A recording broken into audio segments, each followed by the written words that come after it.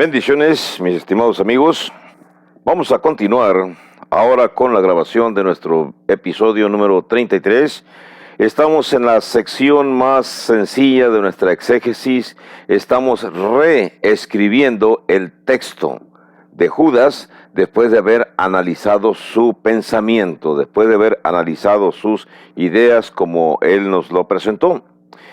Y bueno, la situación es bastante sencilla, creo que me van entendiendo. Si no me entienden, por favor escríbanme a este correo y con gusto podemos mantener conversación, mantenemos un diálogo para poder explicar algunos puntos si acaso no los entienden.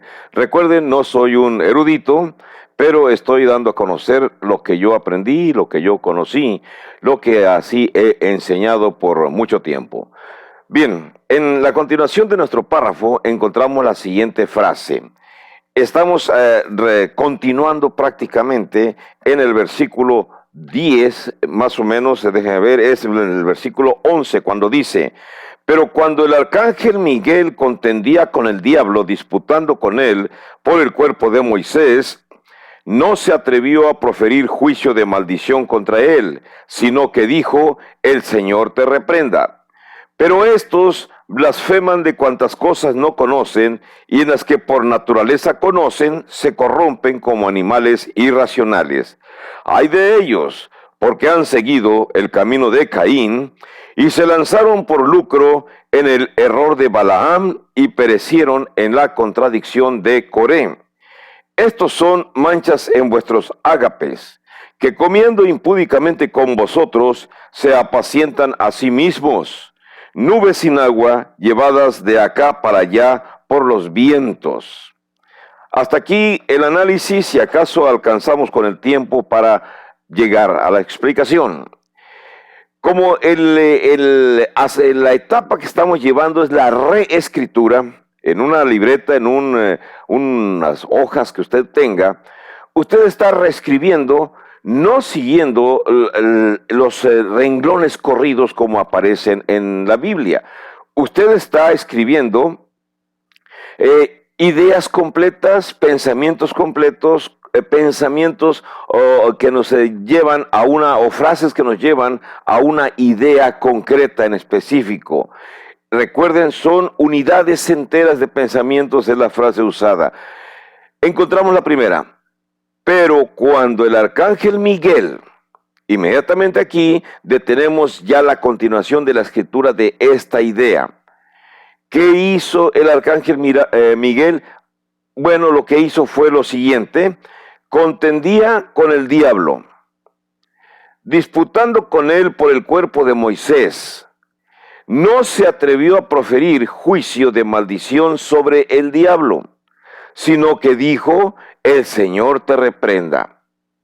Frecuentemente menciono que cuando usted y yo estemos explicando en la congregación donde Dios nos ha puesto para trabajar, para enseñar, para guiar a un grupo, tenemos que hacer uso de los contextos. Y esto que está aconteciendo en estos momentos es una buena oportunidad para que usted dé un viaje hacia el pasado. ¿Qué significa dar un viaje hacia el pasado? Significa que usted tiene que regresar y narrarle a su congregación el suceso que no aparece en las Escrituras acerca de esta contienda. Pero usted va a narrarle el momento aproximado en que Moisés falleció, Moisés murió. ¿Cómo lo va usted a encontrar?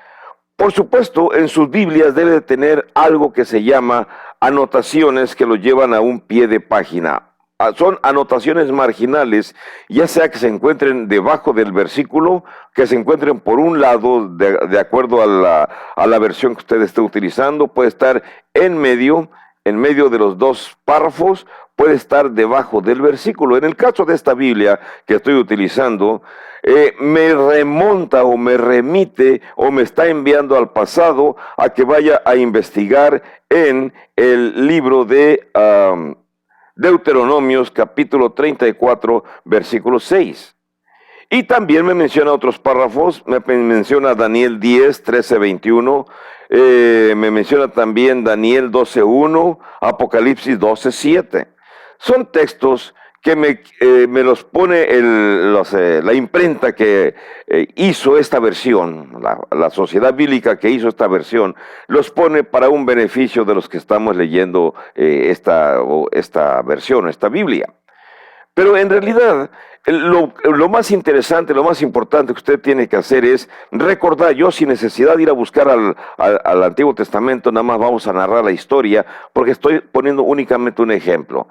El pueblo judío ya había salido de Egipto, ya había pasado por el desierto, ya habían tenido el problema de los que se opusieron contra Moisés, ya había sucedido el suceso, ya había acontecido cuando la tierra se abrió y se tragó a los enemigos de Moisés, a los que estaban en desacuerdo con su liderazgo.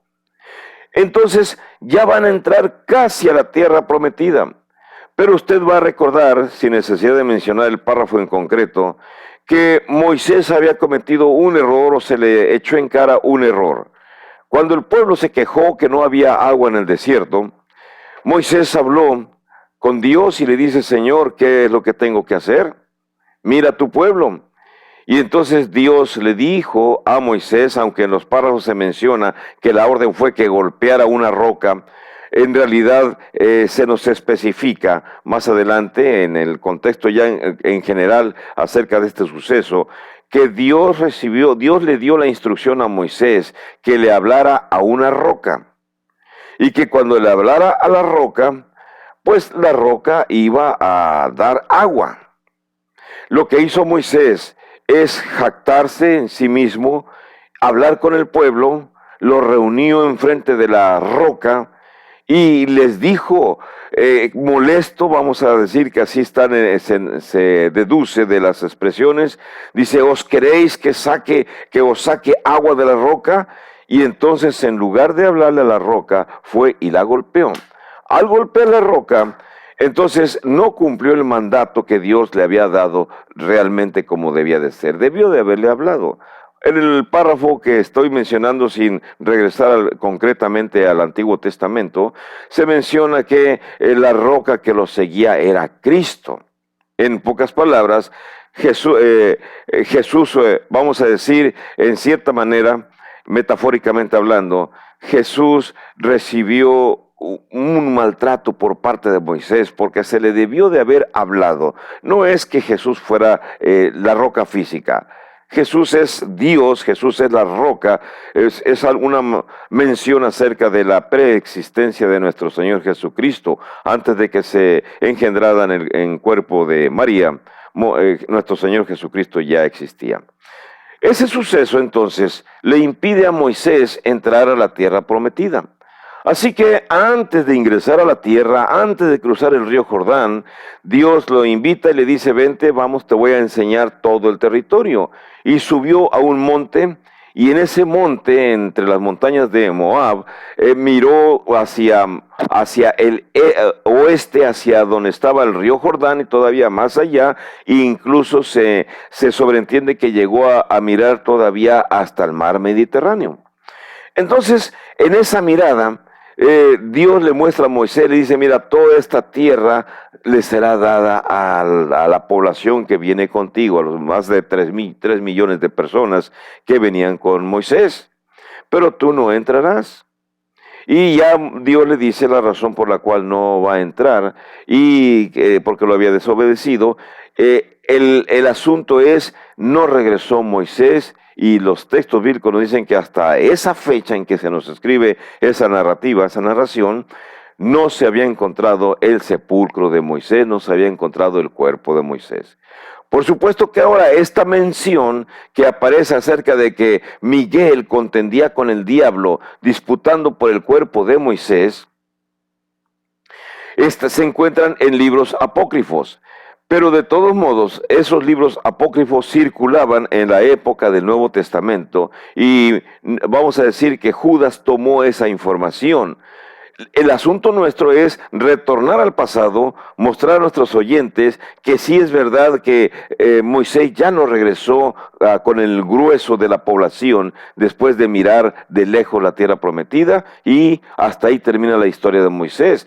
Antes ya se había entregado prácticamente el liderazgo a Josué, así que Josué va a continuar con el liderazgo, con la encomienda de cruzar el río Jordán y empezar a conquistar Jericó y las demás ciudades de los paganos para poder ser entregadas esas tierras a los judíos.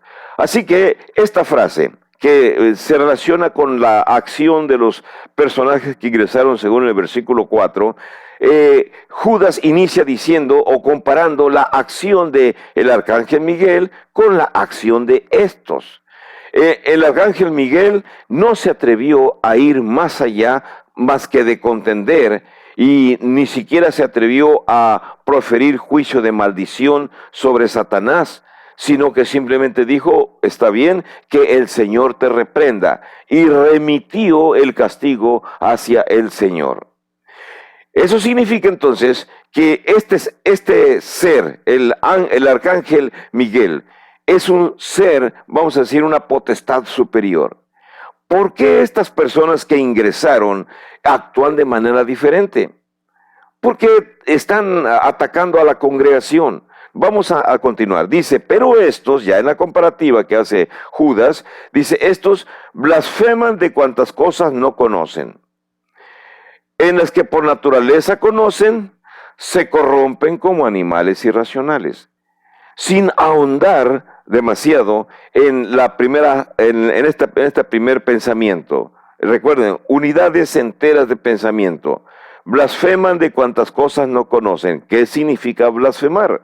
Usted investiga en su diccionario, encuentra el significado de la palabra blasfemar y le da la explicación a la congregación que le está usted enseñando. ¿Cuáles son las cosas que no conocen? Obviamente entendemos que ellos tienen desconocimiento de las Sagradas Escrituras, no traen la preparación suficiente, aparte de que no la traen, no la aceptan. Por lo tanto, cuando una persona no acepta o no conoce, es cuando se atreve a proferir palabras que son incorrectas acerca de lo que no conoce. Vamos a decir que es la reacción del ignorante. La reacción del ignorante ante las cosas que no conoce a veces son extrañas, son como decir, no me importa, eso es mentira, no funciona y muestran mucha negatividad. Para englobar todos los sentimientos que expresan estas personas, en las que por naturaleza conocen. ¿Cuáles son las cosas que sí conocen por naturaleza? Las que como humanos todos conocemos. Entonces, cuando Judas menciona, dice, en las que por naturaleza conocen acerca de la comida, conocen acerca del matrimonio, conocen acerca de las situaciones comerciales, conocen todo acerca de las cosas comunes, normales. ¿Y qué es lo que hacen en esas cosas que por naturaleza ya conocen? El párrafo dice, se corrompen. Y se corrompen, la palabra corromper, si ustedes la buscan en el diccionario, va a tener un significado de pudrición, se echan a perder. Pero más aquí la cuestión es el aspecto de la conducta. Se corrompen y actúan o reaccionan como un animal irracional. Es una palabra muy dura, decirle a esas personas que ingresaron, según el versículo 4, que actúan como animales irracionales. Y aún es una palabra mucho más dura cuando usted y yo tenemos que dialogar con las personas que causan problemas en una congregación y se les toma la Biblia, se les muestra a Judas y se les dice, estás actuando como un animal irracional. Y incluso decir la palabra, estás actuando como animal irracional, es una ofensa grande para las personas que han ingresado. Se sienten bastante ofendidos. Pero ustedes siempre recuerden, no lo estamos diciendo nosotros, estamos recordando las frases que Judas está diciendo. El siguiente párrafo, donde dice, hay de ellos, que es una especie de queja, de lamento por parte de Judas en su percepción de estos personajes. ¿Por qué esa queja de Judas? Judas conoce el futuro lo que va a acontecer a las personas que no siguen los mandatos de nuestro Señor. La actitud de estas personas, Judas las compara con estos tres actos. Y no, otra vez, usted aquí tiene la oportunidad de volver a hacer un viaje hacia el pasado, de llevar a su congregación a que revisen el Antiguo Testamento y van a analizar primero el asunto de Caín en el libro de Génesis, por supuesto. Y usted va a dar la explicación, qué sucedió, cuál fue la conducta o cuáles fueron las acciones que Caín realizó según el libro de Génesis. Y sin que yo amplíe más los detalles, usted los va a ampliar y le va a explicar a su congregación qué cosa hizo Judas, cuál fue la causa de su enojo, por qué no cumplió con las reglas del sacrificio como Dios les había ordenado, por qué razón ofreció vegetales, cuál era la circunstancia. En Génesis no encontramos toda la información. Usted tiene que deducir para que encontremos esta idea. Caín actuó siguiendo su propia voluntad. No le importaba seguir la voluntad de Dios, la tomó como nada. En pocas palabras, para Caín la voluntad de Dios no valía. Lo que era más importante era su propia voluntad. Y debido a eso entonces recibió el castigo que merecía. Usted se lo explica a la congregación porque estamos hablando del grupo de personas. Por supuesto, Judas está utilizando al arcángel Miguel en contraposición con la actitud de estas personas. Y ahora en esta sección está hablando acerca de lo que le aconteció a Caín, le va a acontecer a estas cuatro personas. Las personas que entraron según el versículo 4. ¿Qué otro personaje aparece en estas circunstancias, en este pensamiento, esta unidad de pensamiento? Se lanzaron por lucro en el error de Balaam. Como está en plural, Judas se está refiriendo a estos que ingresaron a la congregación. O sea que sus intenciones al llegar a la congregación fueron parecidas o semejantes a lo que hizo Balaam cuando el rey Balac, moabita, viene y le solicita a Balaam, profeta de Dios, que vaya a maldecir al pueblo judío que viene camino a la tierra prometida. Usted otra vez tiene la oportunidad, no lo voy a decir yo aquí más ampliamente, no es mi función en estos momentos, lo quiero llevar a usted a que observe cómo cada vez que encontramos una mención de una situación en el Antiguo Testamento, usted tiene que hacer ese salto hermenéutico, ese brinco hacia el pasado, ese salto hacia el pasado, buscar qué fue lo que aconteció y en ese momento aclararle a su congregación, a la congregación, explicarles qué cosa fue lo que sucedió con Balaam. Y va a mencionar ahí todos los aspectos, la primera vez que fue a maldecirlos y dijo otra cosa, la segunda vez hasta que la burra le habló, en fin, va a decir todos los aspectos que sean necesarios porque se va a llevar usted una sorpresa. Hay congregaciones en donde nuestros hermanos infortunadamente desconocen o ya no se acuerdan de esta información. Por eso, al estar regresando constantemente al pasado, al estar utilizando constantemente el Antiguo Testamento para ilustrar las lecciones del Nuevo Testamento, es una muy buena oportunidad para que usted le dé historia bíblica a su congregación. Y usted poco a poco está educando. Fíjese bien lo que estoy haciendo. Le estoy diciendo, le estoy enseñando, si acaso me quiere usted considerar como su tutor o como un coach, una persona que un coach que le está simplemente ayudándole, no un experto, pero ayudándole a llevar a mejor término su ministerio de enseñanza. No es suficiente, siempre lo menciono y constantemente voy a hacer mención de lo mismo. No es suficiente con que presente sermones emocionantes y temas emocionantes y temas actuales. Y va usted a hablar del divorcio, y va usted a hablar del amor, y va usted a hablar de bastantes temas que son interesantes, son actuales. Pero su congregación, y la mía también, y donde quiera que estemos, bueno, mencionamos su o mía, no en el sentido de que seamos los dueños, sino porque ahí en esos lugares Dios nos ha puesto para predicar. Necesitamos educarlos. Recuerda usted constantemente las frases profetas del Antiguo Testamento. Mi pueblo se ha perdido por falta de conocimiento.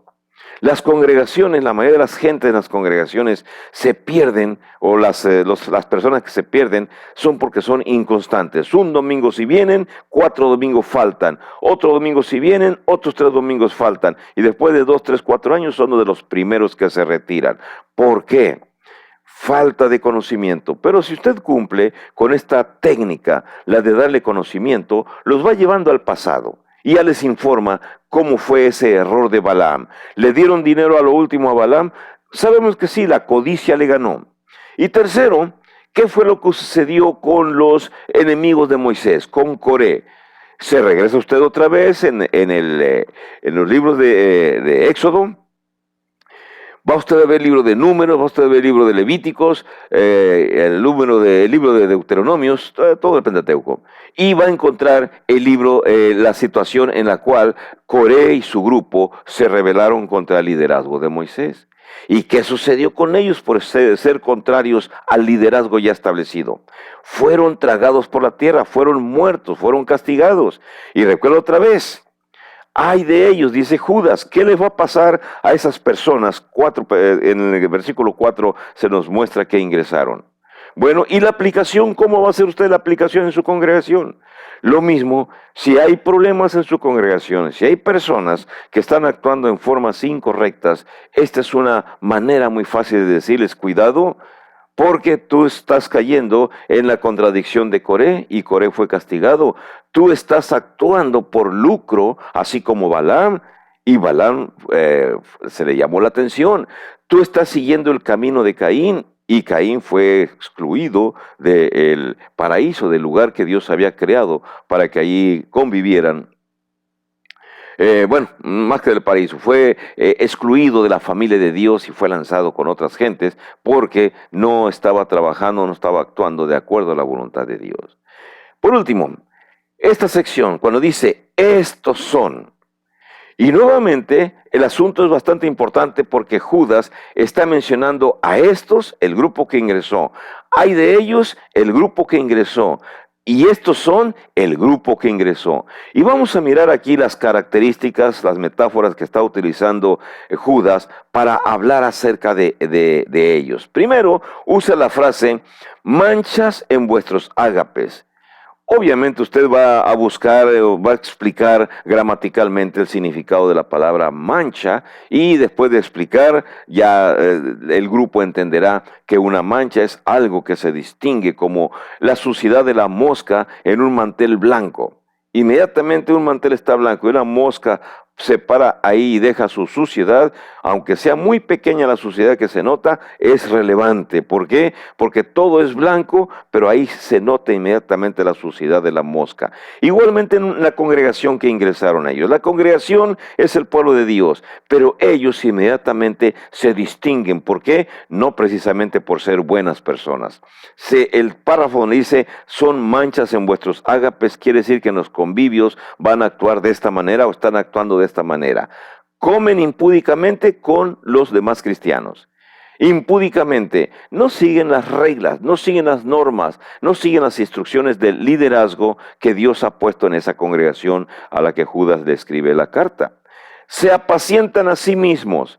¿Comprende usted la palabra apacentarse a sí mismos? Como el que cuida, que tiene la orden de cuidar el ganado, y en lugar de cuidar el ganado simplemente está matando cabritos para comer cabrito asado, tomándose la leche para tomarse la leche, para consumir lo que se produce, comiéndose los quesos, pero no alimentando a los animales.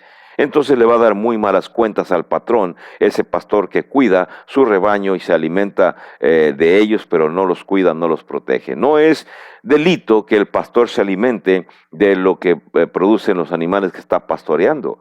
El delito está que no las cuida para que produzcan más. Pero la aplicación, como es una metáfora, la aplicación es en la congregación, estas personas miran por sí mismos nada más. No les interesa el bienestar de la congregación. Algo lamentable sucede en la mayoría de las congregaciones. Existen personas que se apacientan a sí mismos y son hipócritas. Usted va a aprender, va a adquirir rápidamente sabiduría para saber distinguir este tipo de personas y saber actuar en consecuencia. Nubes sin agua es la siguiente metáfora. Los compara con unas nubes sin agua. Usted sabe que los agricultores, cuando más sencillos, agricultores de campos más sencillos, están dispuestos o están analizando el movimiento de las nubes, de los vientos, de los soles, para saber cuándo es el tiempo de la siembra y cuándo va a venir agua. Ocasionalmente ya están esperando el agua y vienen las nubes cargadas, negras, y el agricultor sale y dice, va a llover. Aquí en mi parcela está bien, pero las nubes pasan y van y llueven allá en el cerro, donde únicamente los árboles del cerro, del bosque, aprovechan las aguas y luego escurren hacia los arroyos. Y las parcelas sembradas no recibieron agua. Pero prometen, esas nubes prometen mucha lluvia y el agricultor se siente contento. Bueno, así son estas personas. Llegan unas personas de algunas congregaciones y quizá vienen con ideas nuevas, ideas de participación, y dan la apariencia de que vienen con bastantes ganas de trabajar, cuando en realidad son nubes sin agua. O dicha en otras palabras que quizá van a parecer un poco ofensivas, son cristianos que son como los cometas, andan de congregación en congregación, como los chapulines, brincando de congregación en congregación en congregación. Y así se la pasan.